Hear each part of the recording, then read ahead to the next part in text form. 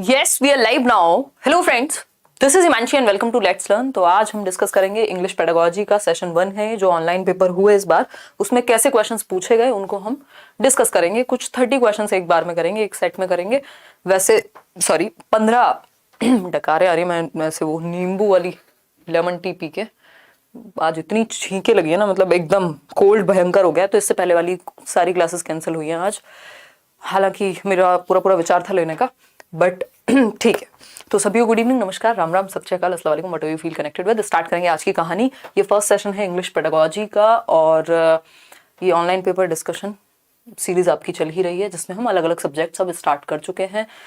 Previous जो playlist बनी हुई है कंटेंट के लिए यानी चैप्टर्स के लिए, आप उनको देख सकते हैं अगर आपने ना देखी हो तो। जैसे आप इंग्लिश पेडागोजी के सारे चैप्टर्स आपको प्लेलिस्ट में मिल जाएंगे। इसके अलावा हिंदी पेडागोजी के सारे चैप्टर्स आपको प्लेलिस्ट में मिल जाएंगे। उसी तरह से ईवीएस एनसीईआरटी की समरी, इसके अलावा मैराथन सेशंस तो हैं ही, है ना। आज बहुत सारे लोग करवा चौथ में बिजी हैं, ऐसा मुझे दिख रहा है कि जो हमारे लाइव लिसनर्स हैं आज कंपैरेटिवली कम है। ये पटाखे क्यों फूट रहे हैं लोग? करवा चौथ पे पटाखे फूटते हैं? हमें नहीं पता इस देश में क्या हो रहा है। देखो एक बार लाइक शेयर सब्सक्राइब कर देना अगर ना किया हो तो। इसके अलावा टेलीग्राम चैनल पर आपको ये पीडीएफ मिल जाएगा। फर्स्ट क्वेश्चन स्टार्ट करते हैं। और अगर ज्यादा पढ़ने का मूड आपका नहीं हुआ आज तो एक काम करेंगे, 15 क्वेश्चंस करके निकल लेंगे क्योंकि कई लोग अभी खाना वाना खाने में बिजी होंगे। अब कई लोग पूछेंगे आपको कैसे पता, हमारी बिल्डिंग में भर भर के लोग रहते हैं, है ना, जिनका अभी फास्ट वास्ट ऐसे खुला है। देखिएगा स्टार्ट करते हैं। रिडल्स की अगर हम बात करें, रिडल्स, पजल्स, क्रॉसवर्ड्स समझ रहे हैं ना, वो जो न्यूज़पेपर में आता था ए यहाँ है, बी यहाँ है, नंबर कुछ बनाना होगा, नाम कुछ बनाना होगा, समथिंग समथिंग, ठीक है ना। देखिएगा, हाँ निशा सही कह रहे हो बिल्कुल। देखिए अगर हम बात करें आज हम इंग्लिश पेडागोजी कर रहे हैं, पेपर 1, पेपर 2, लैंग्वेज 1, लैंग्वेज 2, सब के लिए सबका बदला लेगा तेरा फैजल, है ना। सभी के लिए इंग्लिश पेडागोजी, चाहे आप पेपर 1 की तैयारी कर रहे हो, पेपर 2 की कर रहे हो, अगर आपने इंग्लिश ली है लैंग्वेज 1 के रूप में या लैंग्वेज 2 के रूप में, ठीक है ना। पटाखों की आवाज आपको आती रहेगी, पता नहीं कौन से लोग बम फोड़ रहे हैं। देखिएगा क्वेश्चन नंबर 1, देखिएगा। रिडल्स यानी जो पहेलियां होती हैं, puzzles, crosswords are included in English text books 2। English text books में आपने देखा होगा चैप्टर के बाद क्यों इनको शामिल किया गया है, बताइएगा। पहला ऑप्शन है develop critical thinking ability in students, यानी कि बच्चों में आलोचनात्मक चिंतन डेवलप होता है। आलोचनात्मक चिंतन क्या है कि आप चीजों को, फैक्ट्स क्या हैं, ओपिनियंस क्या हैं, क्या सच है क्या गलत है, अपनी रीजनिंग लगा करके देख पाए, अपने नजरिए से जस्ट मान ना लें चीजों को, ठीक है ना। बात तो सही लग रही है सुनने में। फिर आता है B option, develop the ability to communicate fluently. यहाँ पे ये कम्युनिकेशन की तो बात ही नहीं है, तो दिमाग लगा के रीजनिंग का इस्तेमाल होता है। अगर आप पहेलियों में, पजल्स में, क्रॉसवर्ड्स का अगर आप यूज कर रहे हैं, रिडल्स का आप यूज कर रहे हैं, तो इसमें रीजनिंग एबिलिटी लगेगी आपकी, यानी तर्कात्मक क्षमता का प्रयोग होगा, तर्क का प्रयोग होगा, ठीक है जी। कोई दिक्कत परेशानी इस बात को समझने में नहीं होगी। समझ में आ गई बात, ठीक है ना। हाँ देखो, ये हिंदी विद्यार्थी को हम मेरे से ही मजे लेना है, इनको कोई और नहीं मिला दुनिया में आज, ठीक है ना। देखो अगर हम बात करें develop critical thinking ability in students, यानी बच्चों में आलोचनात्मक चिंतन की क्षमता को विकसित करना जो है एक उद्देश्य है रिडल्स का, क्योंकि इसमें तर्क लगता है, चाहे वो पहेलियां हो, पजल्स हो, क्रॉसवर्ड्स हो, ये सब, ठीक है ना। नोट्स जल्दी मिल जाएंगे भाई, डोंट वरी। क्लियर है। अगर हम बात करते हैं बी ऑप्शन की, तो develop the ability to communicate fluently, ऐसा नहीं है, ये कम्युनिकेशन के लिए नहीं है। सी ऑप्शन है help them understand the text book with some fun element, ये भी नहीं है। क्लासरूम एनवायरनमेंट लाइवली और फ्रेंडली होगा, इसमें बच्चा, जो उद्देश्य है वो ये है कि रीजनिंग एबिलिटी बच्चे की डेवलप होगी, तर्कात्मक क्षमता बच्चे की डेवलप होगी। आगे बढ़ते हैं क्वेश्चन नंबर 2 पे। देखिएगा एक बार, अगर हम बात करते हैं क्वेश्चन नंबर 2 की, तो ये कहता है a student of your class has visual deficiency, यानी देखने में समस्या है बच्चे को, है ना, दृष्टि बाधित बच्चा है। As a language teacher you will, क्योंकि आप एक भाषा के शिक्षक हैं या शिक्षिका हैं, तो आप क्या करेंगे बताइएगा, फटाफट से बताइए, जल्दी बताइएगा। बहुत ही बढ़िया दीपक, एकदम सही बात है आपकी। आर्यन, कुछ लोग मजे करने आते हैं, देखिएगा, अगर हम बात करें student of the class has visual deficiency यानी दृष्टि बाधित बच्चा है, तो आप क्या करेंगे? पहला ऑप्शन है give that child a special treatment with sympathy, यानी आप बच्चे को सिंपैथी नहीं एम्पैथी और इक्विटी का यूज करना है। सिंपैथी नहीं, सहानुभूति नहीं कि अरे बेचारे तुम। Excuse the child to perform lower than others, आप दूसरे को ये कहेंगे कि दूसरे बच्चों से तुम कम भी करोगे तो चल जाएगा, तुम तो बेचारे बच्चे हो, ये वाला एटीट्यूड भी नहीं चलेगा। Help and ask his or her peers to assist in routine class work, कि भैया उसके पीयर्स को कहेंगे कि भैया तुम थोड़ा हाथ बटा दो बच्चे को, कोऑपरेट करो, सहयोग करो। समझ में आती है बात? गलत बात नहीं है। फिर आता है D option, treat the child normally and support through audio material. इस ऑप्शन से ज्यादा बेटर है ये कि एक तो आप बच्चे को सामान्य बच्चे की तरह ट्रीट करेंगे कि भैया वो भी नॉर्मल इंसान है, उसकी कुछ क्षमताएं हैं, कुछ खामियां हैं। सपोर्ट थ्रू ऑडियो मटेरियल, क्योंकि बच्चे को देखने में समस्या है तो आप उसके ऑडिटरी सेंस का प्रयोग करेंगे। तो D option is the right answer. Question number 3 देखिएगा। क्वेश्चन नंबर 3 की जब हम बात कर रहे हैं तो ये कहता है 15 क्वेश्चन ही करेंगे आज। अ language teacher while assessing learners, यानी आप एक भाषा शिक्षक हैं और बच्चों का आकलन कर रहे हैं। Eight primary stage should focus the most on, यानी प्राइमरी स्टेज पे एज अ लैंग्वेज टीचर जब आप बच्चों का आकलन कर रहे हैं, ये जांच रहे हैं कि उनको कितना आता है, कैसे सीखते हैं, तो किस चीज पर आप फोकस करेंगे? तबस्सुम बताइए फटाफट से। पहला ऑप्शन है formal weekly test. Weekly test assessment का अच्छा तरीका नहीं है, हमें फॉर्मेटिव टेस्ट पे बात करनी है। फिर आता है B option, term end exam that helps to declare pass or fail. Pass or fail label करना उद्देश्य नहीं होता किसी भी आकलन का, तो ये भी हट गया ऑप्शन में से। ठीक, फिर आता है हमारे पास नेक्स्ट ऑप्शन, और नेक्स्ट ऑप्शन क्या है? नेक्स्ट ऑप्शन है using variety of ways to collect information about learners performance and sharing it with learners and their parents. ये बात सही है कि आप डिफरेंट तरीके बच्चे के बारे में इंफॉर्मेशन को कलेक्ट करने के लिए यूज करेंगे, जिससे आपको पता चले कि उसका जो परफॉर्मेंस है वो कितना है और क्या उसका फीडबैक है। ये बेस्ट ऑप्शन है। सिर्फ असाइनमेंट दे देंगे जिसमें होमवर्क कर लो जाकर के, इससे क्या पता लगेगा? तो हमें देखना है कि बच्चा कैसे सीखता है आकलन में, तो सी ऑप्शन उसके लिए बेस्ट है। क्वेश्चन नंबर 4 देखिएगा। क्वेश्चन नंबर 4 क्या कहता है भाई? क्वेश्चन नंबर 4 कहता है which one of the following is not correct about using a big book. Big book पे क्वेश्चन आता ही है। बिग बुक क्या है? ऐसी बुक जिसमें पिक्चर्स ज्यादा होती हैं, पिक्चर्स के थ्रू स्टोरी टेलिंग हो रही होती है, शब्दों का बहुत कम प्रयोग होता है, और आप पिक्चर्स के थ्रू, अच्छा इसमें देख रहे हैं कोई किसी को मार रहा है, दूसरे में देख रहे हैं दूसरी पिक्चर में, तो उस पिक्चर के से आइडिया लग जाता है। बिग बुक में पिक्चर्स होती है मेनली बड़ी बड़ी, जो स्टोरी बता रही होती हैं, with large print and colourful illustrations. तो बिग बुक के बारे में कौन सी बात गलत है? पहला ऑप्शन है it provides a creative and artistic learning environment which children respond to, यानी क्रिएटिव और आर्टिस्टिक एनवायरनमेंट मिल जाता है। बिल्कुल सही बात है, वो पिक्चर्स के थ्रू कहानी कही जा रही है, बात सही है। बी ऑप्शन है it provides a child centred environment where abstract It provides a child-centered environment where abstract concepts are symbolized within the text and images। बिल्कुल सही बात है, ये एक चाइल्ड सेंटर्ड माहौल बनाती है क्योंकि बच्चे का जो इंटरेस्ट है वो इससे डेवलप होगा, इंटरेस्टिंग होगी। ठीक है। फिर है C option, it provides context for literacy practice as well as linguistic acquisition. ये भी बात सही है कि बच्चे की भाषा ग्रहण अच्छा होगा, है ना, भाषा अधिग्रहण अच्छा होगा। It is better than the course books and graded readers as students are free from textual exercises. ये बात गलत है, और ये गलत है इसीलिए सही है क्योंकि पूछा ही गलत था कि इसको हम इसलिए यूज कर रहे हैं क्योंकि टेक्स्ट बुक की जो बुक्स हैं, जो कोर्स की टेक्स्ट बुक्स हैं, उनसे बेहतर होती है। तो अब हम बुक्स को भी आपस में कंपेयर करेंगे, लोगों को तो कर ही रहे थे। तो D option is the right answer. आगे बढ़ेंगे, क्वेश्चन नंबर 5 देखिएगा और पोल में जवाब दीजिएगा। क्वेश्चन नंबर 5 कहता है children come to school with the knowledge of one और मोर देन वन लैंग्वेज, यानी जब बच्चे स्कूल आते हैं तो उनको एक या दो भाषाएं या एक से अधिक भाषाएं बोलनी ऑलरेडी आती हैं, जो उनके एनवायरमेंट में बोली जाती हैं वो भाषाएं वो बोल पाते हैं। बात तो सही लग रही है भाई। अगर बच्चे के एनवायरमेंट में हिंदी बोली जाती है तो वो हिंदी सीख लेगा, मान लीजिए भोजपुरी भी बोली जाती है साथ में तो भोजपुरी भी एक्वायर कर लेगा। तो बच्चा स्कूल आने से पहले, यानी 6 साल की उम्र से पहले पहले एक दो भाषाओं का ज्ञान रखता है, आई मीन वो बोलना सीख लेता है। ठीक है, बताइएगा फटाफट से।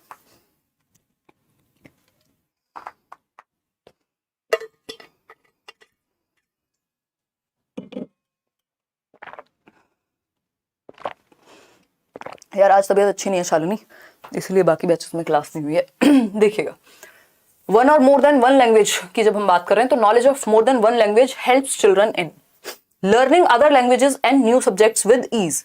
ठीक बात है। Understanding cross culture and customs of the nation, तो उसके तो और भी बहुत तरीके हैं। अगर आपको कल्चर ही सिखाना है तो उसके लिए अलग से क्लासेस लगवा दो कल्चर के लिए। Being sensitive and not mingling with other students, ऐसा नहीं है कि दूसरे बच्चों के साथ घुलना मिलना नहीं है। Learning the script of those languages to score high, script कैसे, मतलब उनकी जिस भी लिपि में वो लिखी गई हैं वो आप सीख जाएंगे, कोई सेंस नहीं है। Learning other languages and new subjects with ease, यदि 2 भाषाओं या एक से अधिक भाषा का ज्ञान उसको है तो वो बाकी सब्जेक्ट या बाकी चीजों को भी आसानी से एक्वायर कर पाएगा या सीख पाएगा। क्वेश्चन नंबर 6 देखिएगा एक बार, ये कहता है while going through the notebooks of class 3, किसकी नोटबुक्स, क्लास 3 स्टूडेंट्स की, 3rd क्लास के बच्चे हैं। The language teacher noticed some errors and realized that, language teacher ने क्या नोटिस किया, कुछ गलतियां नोटिस की जब क्लास 3rd के बच्चों की नोटबुक वो जांच रही थी या असेस कर रही थी। क्लास क्या है, 3, ठीक है ना, क्लास 3 है, नोटबुक्स जांच रही है, 8 साल का बच्चा होगा लगभग। अब एरर्स की जब बात आती है तो एरर्स नॉर्मल है, एरर्स होना नॉर्मल है, लाइक शेयर करना भूल गए हैं आज आप। Children commits errors as they are careless, हम बच्चे में गलतियां नहीं ढूंढते, गलतियां हो ही जाती हैं, ऐसा नहीं है कि केयरलेस होंगे तभी होगा, कभी कई बार केयरफुल होके भी गलतियां हो जाती हैं। फिर ऑप्शन है B, children are committing and repeating errors because she is not punishing them for it, अब पनिशमेंट भी दिलवाएंगे आप बच्चों को, तो ये भी गलत है। सी ऑप्शन है children's errors are natural and indicators of their learning, ये बात सही है कि बच्चों की जो गलतियां हैं वो नेचुरल हैं, प्राकृतिक हैं, सामान्य बात है, गलतियां हो जाती हैं, बट ये गलतियां इंडिकेट करती हैं कि वो सीखते कैसे हैं, तो सी ऑप्शन सही है। As a teacher she should ignore such errors, ignore नहीं करेंगे, ठीक, तो C option is the right answer. आगे बढ़ेंगे क्वेश्चन नंबर 7 पर। Question number 7, according to Vygotsky के अनुसार children learn through social interaction, यानी बच्चे सामाजिक अंतःक्रिया करके अपने साथियों के साथ या जो भी आसपास के लोग हैं उनके साथ सीखते हैं। As a language teacher one should, यानी आप अगर एक भाषा के अध्यापक हैं, अध्यापिका हैं, तो आपको कैसे डील करना चाहिए। अगर आप वाइगॉस्की को मान करके चल रहे हैं, इंपॉर्टेंट व्यक्ति, तो आप ग्रुप में काम कराएंगे, सिंपल बात है भाई। जो व्यक्ति समाज और संस्कृति की बात करेगा तो समाज का छोटा रूप ग्रुप हो जाएगा कि बच्चे एक दूसरे के साथ कोऑपरेट करके, कोलैबोरेट करके, असिस्टिव लर्निंग के थ्रू सीख पाए। पहला ऑप्शन है plan your lesson where they can sit individually, भैया ग्रुप की बात हो रही है। जब वाइगॉस्की कह रहे हैं समाज और संस्कृति, सोसाइटी और कल्चर के थ्रू सिखाओ, तो इंडिविजुअली अलग थलग थोड़ी बिठाओगे बच्चे को। Plan lesson that do not include play and discussion to avoid interactions, interactions ही नहीं होंगी तो सोशल इंटरेक्शन तो वाइगॉस्की की थियोरी का महत्वपूर्ण हिस्सा है।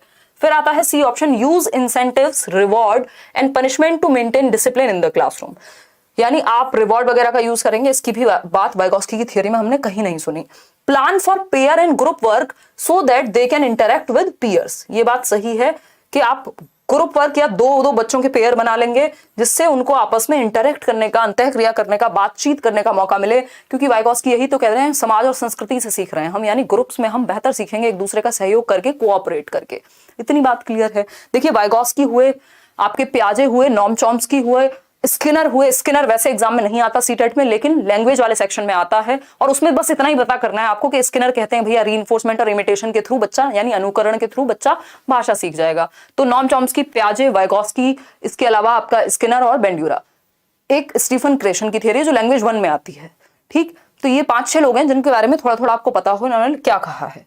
D option is the right answer. आगे बढ़ेंगे, क्वेश्चन नंबर 8 देखिएगा। जब हम क्वेश्चन नंबर 8 की बात कर रहे हैं तो विच one of the practices is most appreciable, यानी कौन सी प्रैक्टिस बेहतर है बाय अ लैंग्वेज टीचर। यदि आप एक भाषा के अध्यापक हैं तो कौन सा तरीका बेस्ट होगा। पहला ऑप्शन है students who are fluent speakers of English should be considered as the role models in the class, यानी वो बच्चे जो फ्लुएंटली इंग्लिश को बोल लेते हैं, एकदम फर्राटेदार अंग्रेजी बोलते हैं, उनको रोल मॉडल बना दो, बाकी बच्चों को साइड कर दो। ऐसा नहीं करेंगे। बी ऑप्शन है आपके पास, make some strict classroom agreements, strict नहीं फ्लेक्सिबल बनना है। Ensure that all students in her class feel accepted, ये बात सही है कि सभी बच्चों को क्लासरूम में एक्सेप्टेड फील हो, उनको लगे हाँ ये हमारे लिए भी नॉर्मल जगह है, यहाँ हम भी सीख सकते हैं। बात तो सही है, ठीक है ना, बात तो सही है। नहीं, बच्चे कंफ्यूज नहीं होते, आकांक्षा 2 या 2 से अधिक भाषाओं से कॉग्निटिव डेवलपमेंट अच्छा होता है, संज्ञानात्मक विकास अच्छा होता है ना।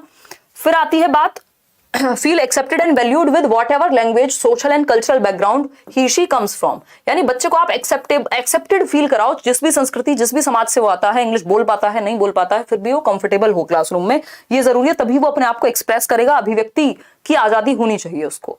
डी ऑप्शन है ensure that children especially coming from disadvantaged background have to work harder, ऐसा नहीं है कि आप उन बच्चों को जो किसी भी रूप से वंचित वर्ग से आ रहे हैं उनके पीछे पड़ जाएंगे कि तुम्हें तो ज्यादा मेहनत करनी है दूसरों से। C option is the right answer. Question number 9 देखेंगे। क्वेश्चन नंबर 9 देखेंगे, ये कहता है Indian classrooms are multilingual classrooms, यानी बहुभाषी होती हैं जो भारतीय कक्षाएं हैं वो बहुभाषी होती हैं। Keeping the multilingual context which one of the following is most appropriate about multilingual classroom eight primary stage.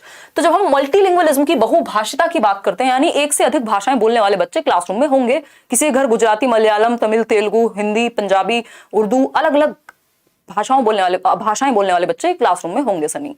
ठीक है इतनी बात। तो इसके विषय में आपका क्या ख्याल है, जहां पे अलग अलग भाषाएं यानी बहुभाषिता है कक्षा में, जो कि एक मल्टीलिंगुअलिज्म क्या है याद रखिएगा, एनसीएफ भी कहता है एक रिसोर्स है, एक संसाधन है।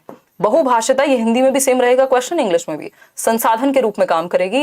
ये एक एसेट है जिसका आप प्रयोग करेंगे बच्चों को और अच्छी भाषा सिखाने के लिए। ठीक है ना।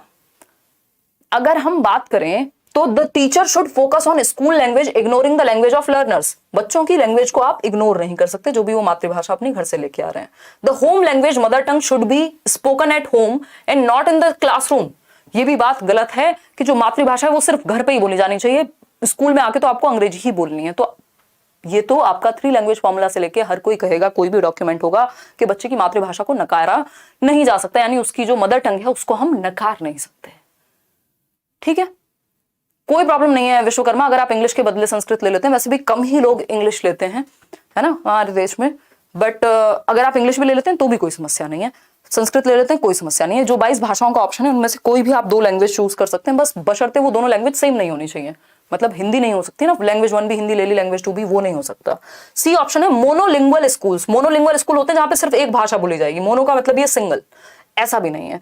The teacher should encourage learners to communicate and express themselves in their own language and respect their views. भैया यही जरूरी है, बच्चा जो भी लेके आया है घर से, जो भी उसकी चाहे वो आर्थिक स्थिति है, उसका बैकग्राउंड है, उसकी भाषा है, उसका कल्चर है, हर चीज को आपको एक्सेप्ट करना है। तो द टीचर शुड एनकरेज, शिक्षिका को या शिक्षक को क्या करना चाहिए, प्रोत्साहित करना चाहिए बच्चों को कि वो कम्युनिकेट करें, संप्रेषित करें अपनी बात को, एक्सप्रेस करें, अभिव्यक्त करें खुद को अपनी ही भाषा में, और आप उनके व्यूज को क्या करेंगे, रिस्पेक्ट करेंगे। तो बच्चे को आपको कंफर्टेबली अपनी बात को एक्सप्रेस करने देना है जिस भी भाषा में वो कंफर्टेबल है।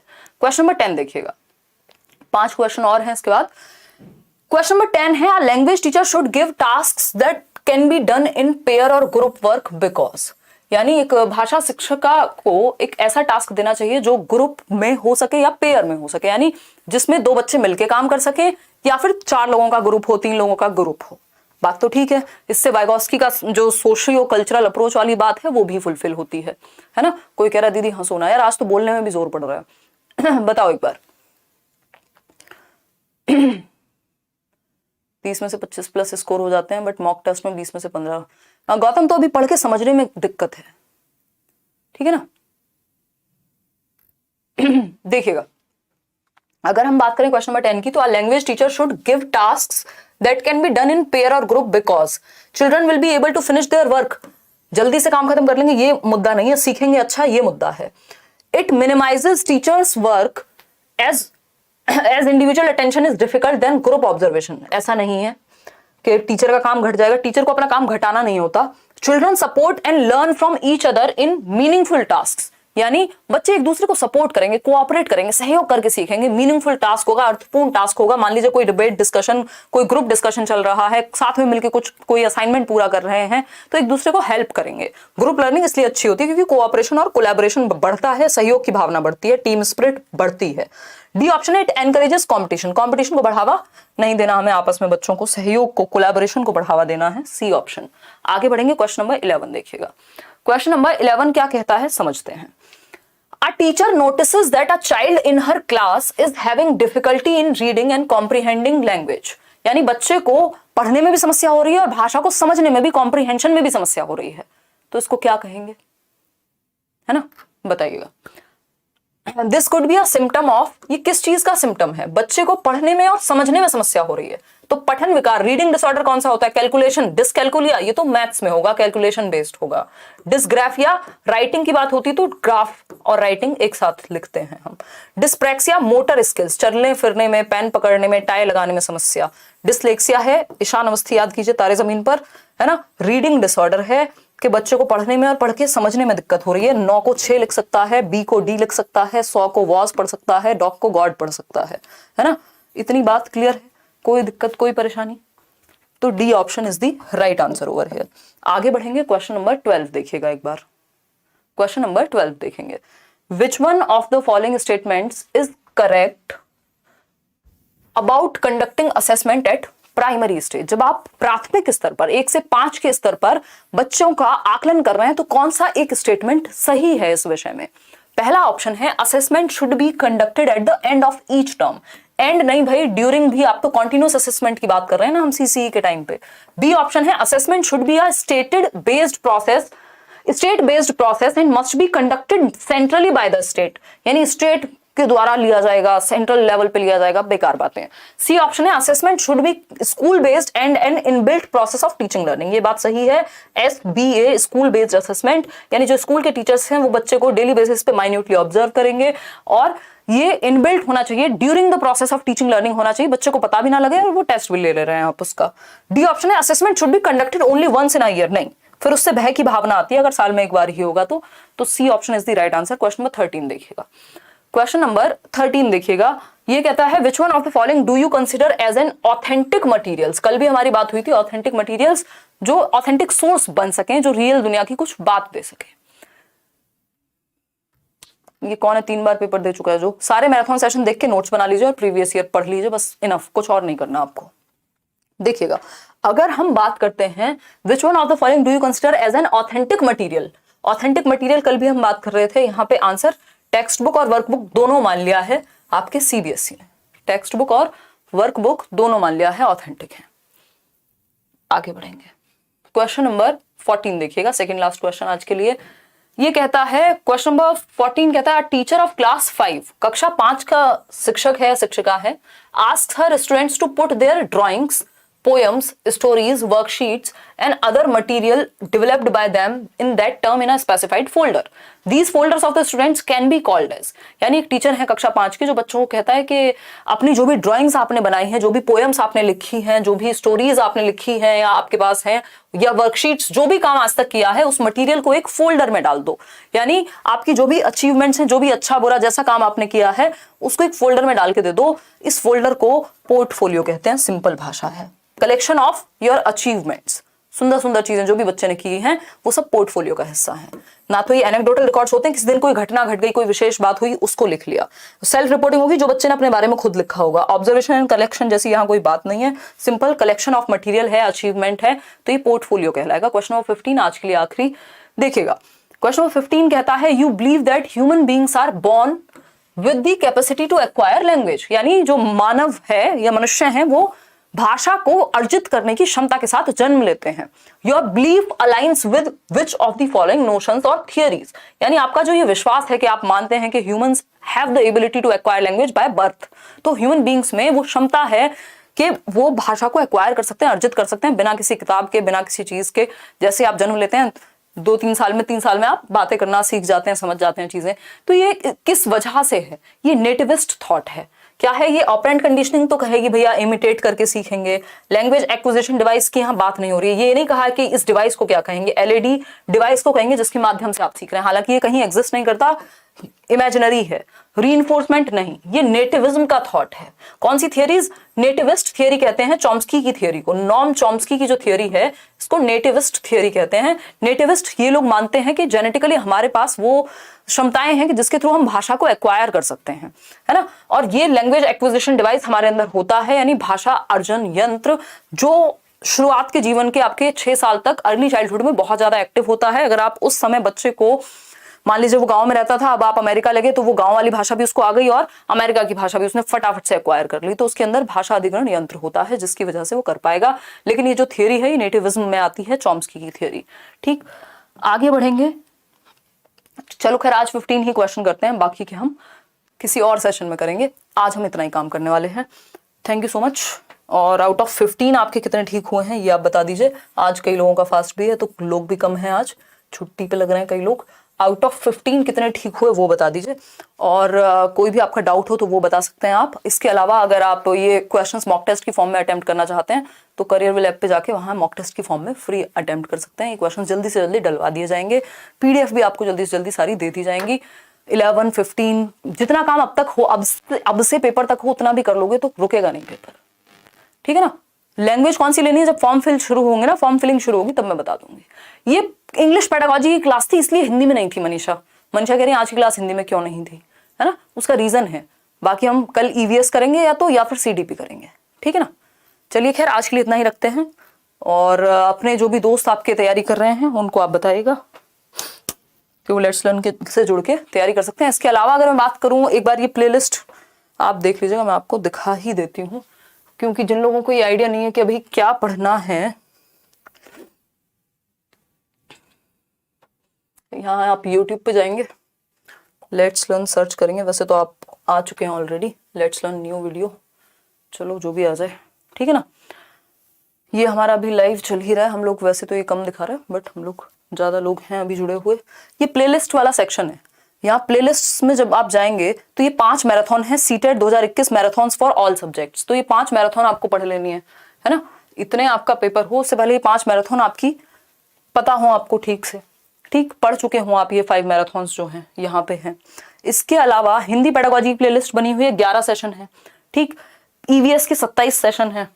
इसके अलावा इंग्लिश पेडागोजी की 13 सेशंस हैं, ये इनमें पूरी थियरी वाइज समझाया हुआ है, तो ये सब देख लेनी है। ये काम की सिलेबस चेंज नहीं हुआ। 10 सेशन ये टॉपिक वाइज डिस्कशन के हैं जो इंग्लिश पेडागोजी के हैं, ठीक। इसके अलावा हिंदी के कुछ 7 सेशंस हैं, तो ये हिंदी के जो 7 सेशन है और ये जो 10 इंग्लिश वाले हैं, ये चैप्टर तो देख ही लो एटलीस्ट, ठीक है ना। ये कोर्स है REET KVS D2SB UP TET का क्रैश कोर्स चलाया था ब्लैक बोर्ड पे, वो आप देख सकते हो। वो खैर आप सीटेट के लिए मत देखिएगा, क्योंकि बहुत सारी थियरीज हैं जो सीटेट में नहीं आती हैं, है ना, उसका रीजन है, उस पर आएंगे कभी और ईवीएस आप देख सकते हैं। तो बहुत सारी चीजें हैं जो आपको देख लेनी है इन बिटवीन, जब जब टाइम मिले ऑफलाइन सेव करके रख लो वीडियो या जैसे भी आप चाहें। आज के लिए इतना ही रखते हैं, कल मिलेंगे 9 बजे, या तो ईवीएस करेंगे या सीडीपी का एक सेट निपटाएंगे।